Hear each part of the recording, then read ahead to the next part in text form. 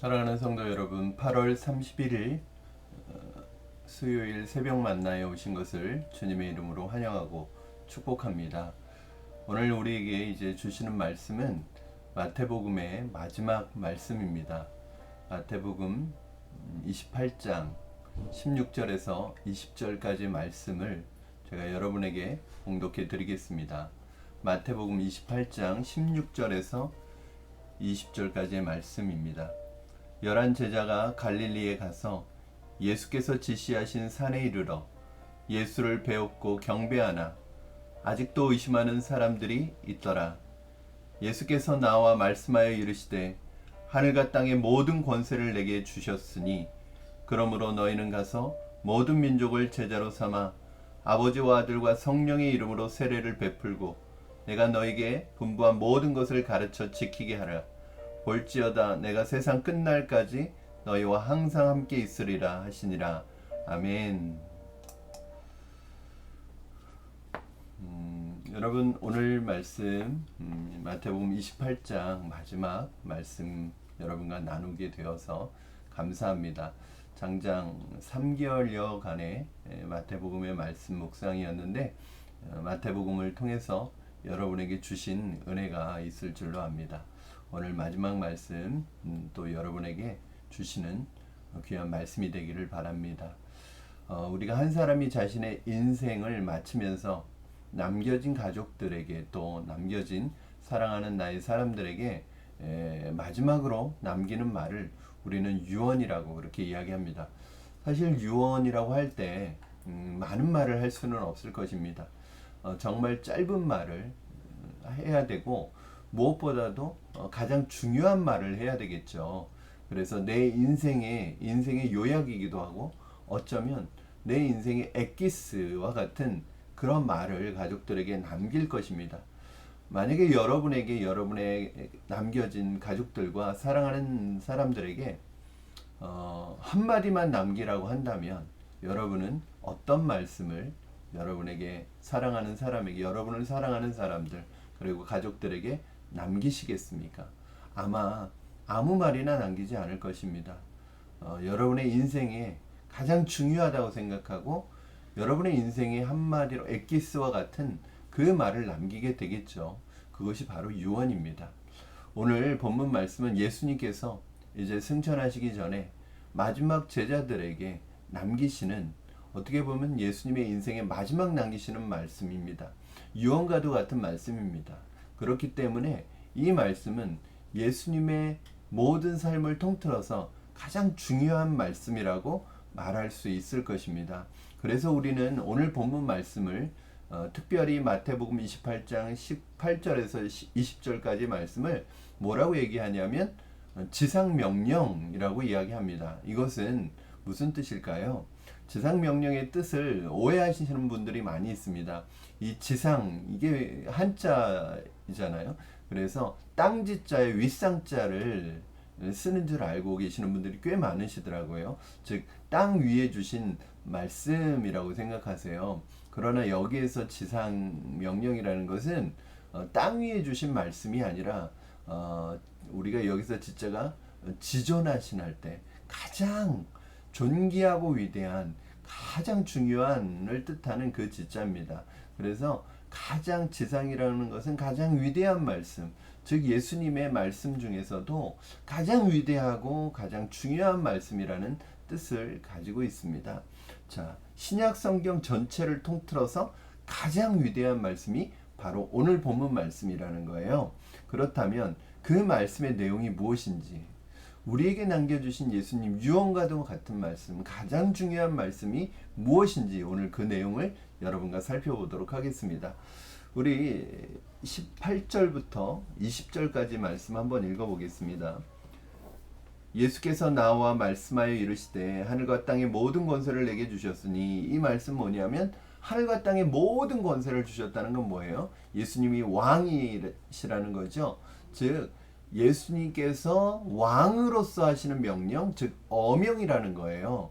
이건 뭐 지켜도 되고 안 지켜도 되는 말씀이 아니라 우리에게 주어진 어명이라는 거예요. 중요한 말씀이에요. 반드시 우리가 따라야 되는 말씀이라는 거예요. 19절부터가 그 말씀입니다. 그러므로 너희는 가서 모든 민족을 제자로 삼아 아버지와 아들과 성령의 이름으로 세례를 베풀고 내가 너희에게 분부한 모든 것을 가르쳐 지키게 하라. 볼지어다 내가 세상 끝날까지 너희와 항상 함께 있으리라 하시니라. 이 지상명령에 순종할 때 하나님께서 세상 끝날까지 너희와 함께 하겠다고 이렇게 말씀하십니다. 즉 이 말씀과 동행하는 삶을 살 때 주님께서 우리와 항상 함께 하신다는 거예요. 그래서 이 말씀의 핵심은 무엇입니까?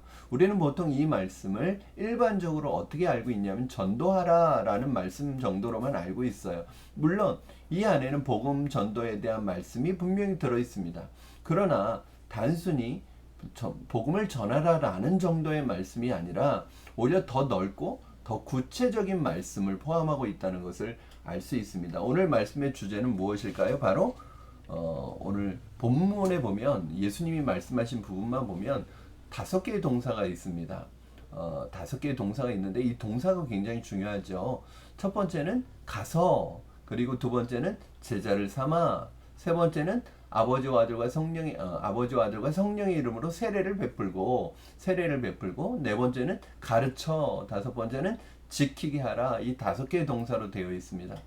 이 5개의 동사가 있을 때 5개가 다 중요하지만 그 중에서도 이제 영어의 문장을 보면은 정동사와 준동사라는 게 있어요. 그러니까 한 문장에서 진짜 동사는 하나입니다.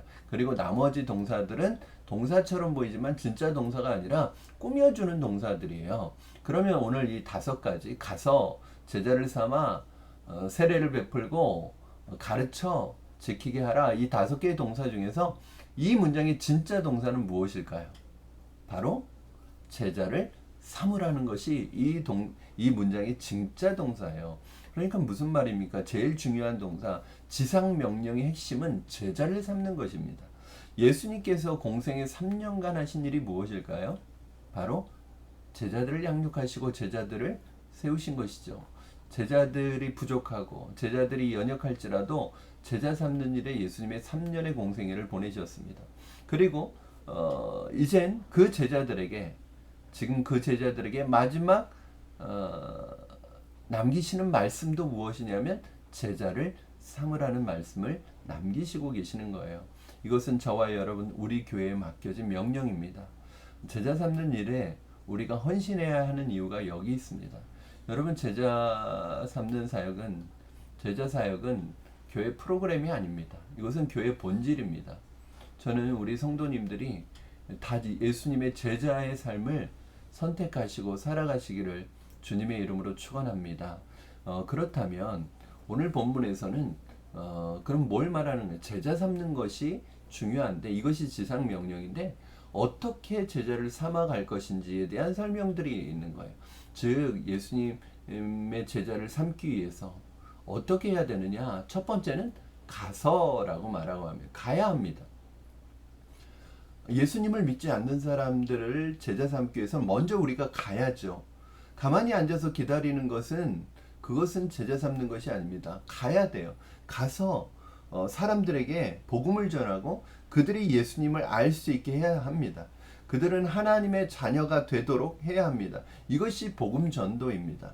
제자를 삼으려면 예수 믿는 사람이 있어야죠. 아무도 없는데 어떻게 제자를 삼습니까? 그렇죠? 먼저 가서 그들에게 복음을 전해서 그들이 예수 믿게 해서 그들을 제자로 삼는 것입니다. 단순히 여기서 뭘 말하고 있는 거예요? 가서 복음을 전하는 거예요. 가서 예수님을 전하는 거예요. 그래서 그들이 예수님을 믿는 제자가 되도록 하라는 것입니다. 사랑하는 여러분, 저는 여러분이 기다리지 마시고 적극적으로 예수님 전하는 분들이 되기를 바랍니다. 앉아서 기다리지 마십시오. 여러분 옆에, 여러분 가족들에게, 여러분 주위에 있는 사람들에게 지금 가시기 바랍니다. 마음을 주실 때 가시기 바랍니다. 앉아서 기다리면 그 사람들이 오지 않습니다. 우리 가족들이 오지 않습니다. 여러분이 적극적으로 나아가야 합니다. 그리고 두 번째는 뭐예요? 그렇게 예수님을 전하고 그 사람이 예수님의 제자가 되면 가서 예수님을 전하고 그 사람이 예수님을 믿게 되었을 때 어떻게 해야 되는 거예요? 세례를 베풀어야 된다는 것입니다. 당연히 내가 전한 것으로 끝나는 것이 아니라, 단순히 내가 전한 것으로 끝나는 것이 아니라 세례를 주어서 주님의 신부로서 예식에 참여하게 해야 된다는 것입니다. 어떤 분은 내가 예수님을 믿지만 세례를 받지 않겠다 이렇게 말씀하시는 분이 있어. 세례 뭐 중요하냐, 예수님 믿은 것으로 됐지, 이건 뭐하고 똑같은 거냐 하면, 내가 당신을 사랑하지만 당신하고 결혼은 못하겠다, 결혼식은 못하겠다 이렇게 말하는 것과 똑같습니다. 여러분, 세례는 내가 하나님의 자녀가 되었음을, 또 예수님의 신부가 되었음을 많은 증인들 앞에서 선언함으로 교회의 그리스도의 몸된 교회 공동체의 한 구성원, 멤버가 되는 아주 너무너무나 중요한 의식이라고 할 수 있습니다. 과거에 콘스탄틴 황제가 그랬다는 거예요. 나는 예수 믿지만 죽을 때까지 세례를 못 받겠다, 죽기 전에 세례를 받겠다, 그렇게 얘기했다는 거예요. 왜요? 세례 받고 죄 지으면 구원을 잃어버릴 거라고 생각했다는 것이죠. 여러분, 구원받은 자가 세례를 받는 것은 맞지만 세례 자체가 우리의 구원을 보장해 주는 것은 아닙니다. 내가 예수님 믿으면 그것으로 우리는 구원받은 하나님의 백성, 예수님의 제자가 되는 것이죠. 그러나 중요한 것은 세례를 통해서 교회 몸된 그리스도의 공동체의 정식 일원이 되는 것입니다. 이건 교회의 공동체를 이루어가는 데 있어서 굉장히 중요한 부분입니다. 사랑하는 성도 여러분, 저는 여러분의 사랑하는 가족들과 지인들과 사랑하는 사람들을 가서 제자를 삼아 예수 그리스도 아버지와 아들과 성령의 이름으로 세례를 베푸는 자리까지 인도하시기를 주님의 이름으로 축원합니다. 그래서 우리 교회에서는 세례를 베풀 때 그날은 잔치와 같은 것입니다. 내가 전도한 사람이, 내가 예수님 복음을 전한 그 사람이 이제 예수님을 믿고 세례를 받는다는 것은 얼마나 귀한 예식인지 모릅니다. 새로운 인생, 새로운 삶이 태어나는 것이고요. 영적으로 새로운 하나님의 자녀가 탄생하는 순간이고 영적인 결혼식입니다. 이날 정말 기뻐해야 되고, 교회는요 이렇게 세례받는 사람들이 점점 늘어나고 많아져야 돼요. 그것이 살아있는 공동체입니다. 자, 바로 지상명령은, 제자 삼는다는 것은 무엇이냐면 가서 복음을 전하는 것과 그 사람을 삼위 하나님의 이름으로 세례를 베푸는 것, 그가 세례를 받도록 하는 것입니다. 그리고 마지막으로 가르쳐 지키게 하라. 여러분, 예수님의 제자 삼는 최종적인 마지막 방법은 뭐냐면 예수 그리스도를 믿고 세례 받은 것으로 끝나는 게 아니에요. 교회 안에 보면 내가 예수님 믿고 세례 받은 것으로 모든 것이 끝났다고 생각합니다. 그러면 제자가 된다고 생각합니다. 물론 우리가 예수님을 믿으면 제자는 됩니다. 그러나 제자로서의 삶을 살아가지 못하는 거예요. 그래서 마지막으로 가르쳐 지키게 하라. 이것이 뭐냐면 바로 제자로서 훈련받는 것이죠. 이 말의 원래의 뜻은 가르쳐 지키게 하라. 이 말의 의미는 지킬 때까지 가르치라는 말이에요. 한두 번 말해서 지키지 않습니다. 무슨 말이에요? 이 사람이 하나님의 말씀을 통해서 지키는 자리에 설 수 있도록 계속해서 가르치라는 거예요. 반복해서 훈련하라는 거예요. 무엇입니까? 바로 말씀의 양육과 제자 훈련이죠. 교회는 이것을 통해서 예수님의 제자 삼는 사역을 완성해 가는 것입니다. 사랑하는 여러분, 교회 안에 예수 믿고 구원받은 것으로 만족하는데, 세례받은 것으로 만족하는데 사실은 말씀의 양육과 훈련에 관심 없는 사람들이 많이 있습니다. 나는 안 먹어도 건강해, 나는 먹지 않아도 잘 자랄 수 있어 라고 말하는 것과 같습니다. 저는 여러분이 하나님의 말씀을 지킬 때까지 가르침을 받고 훈련받는 자리에 이르시기를 주님의 이름으로 축원합니다. 이게 겸손한 것입니다. 사실은 내가 많은 것을 알고 있는 게 중요한 게 아니에요. 어떤 사람은 자신이 많은 걸 알고 있어서 더 배울 필요가 없다고 생각하는 사람들이 있습니다. 교만한 것입니다. 말씀은 평생 배우는 것입니다. 평생 훈련하는 것입니다. 말씀을 배우는 걸 멈추지 마시기 바랍니다.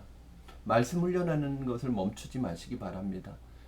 영적인 양식을 계속해서 공급받으시고 그 말씀으로 훈련받으셔서 예수님의 제자의 아름다운 삶을 살아가시는 여러분 되기를 주님의 이름으로 축원합니다. 그러면 하나님께서 세상 끝날까지 여러분과 함께 하실 줄로 믿습니다.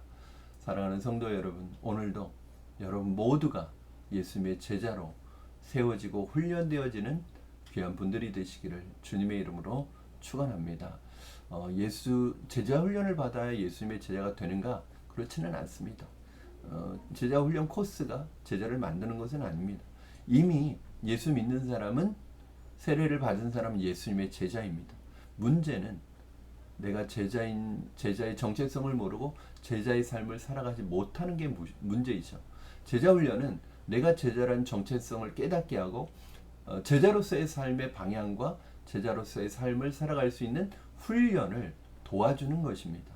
사랑하는 여러분, 우리 푸른나무 교회는 제자 훈련하는 공동체입니다. 우리 푸른나무 교회에서 신앙생활 하실 때 이것을 놓치시면 안 됩니다. 여러분, 겸손하게 하나님 앞에 말씀의 양육과 훈련을 받아가시는 여러분 되기를 주님의 이름으로 축원합니다. 기도하겠습니다. 살아계신 하나님 아버지, 감사합니다. 우리에게 마지막 주신 가장 중요한 예수님의 명령, 바로 제자 삼는 사역임을 고백합니다. 하나님, 우리가 예수님의 제자를 삼는 이 사역에 헌신할 수 있는 우리가 되게 하시고 우리 교회가 되게 하여 주시옵소서. 더 이상 앉아서 기다리지 않게 하여 주시고 우리의 자리를 차고 일어나 가서 제자를 삼아 그들이 아버지와 아들과 성령의 이름으로 세례를 받는 그리스도의 공동체의 일원이 되는 이 일에 내가 쓰임받게 하여 주시옵소서. 이들이 말씀의 양육과 훈련을 통하여 장성한 그리스도의 분량까지 이르는 예수님의 제자로 성장하고 세워질 수 있도록 축복하여 주시고, 우리 푸른나무 교회 공동체는 이러한 예수님의 성숙한 제자들이 많이 아름답게 세워지는 그런 공동체가 되게 하여 주시옵소서. 감사하며 예수님의 이름으로 기도하옵나이다. 아멘. 아멘.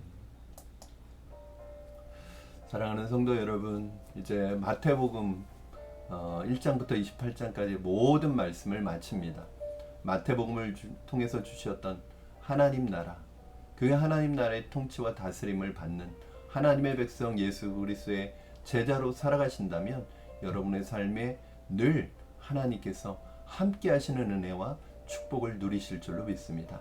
우리 내일 새벽 만나부터는 구약의 사사기 말씀을 묵상하도록 하겠습니다. 사사기 말씀을 통해서 주시는 하나님의 말씀 기대하시고요. 또 마태복음을 통해서 주셨던 그 귀한 은혜를 한번 되새겨 보시고 묵상해 보시는 하는 시간 되시기를 바랍니다. 내일 새벽 만나 사사기 말씀을 통해서 찾아뵙도록 하겠습니다. 사랑하고 축복합니다. 내일 뵙겠습니다, 여러분.